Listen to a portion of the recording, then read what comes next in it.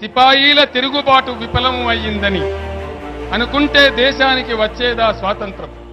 రాజీలేని పోరాటమే విజయం సాధిస్తుంది. ముమ్మాటికి తెలంగాణ రాష్ట్రం వచ్చి తీరుతుంది.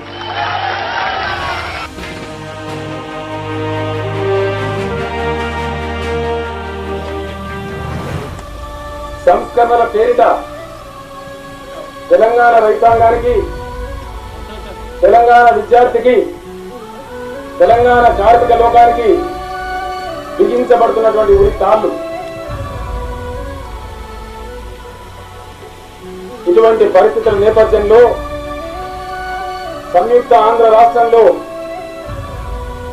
తెలంగాణ అభివృద్ధి సాధించేటటువంటి ఆస్కారం కనుచూపు మేరలో కూడా లేదనేటువంటి నిశ్చితాభిప్రాయానికి వచ్చి తెలంగాణ అభివృద్ధి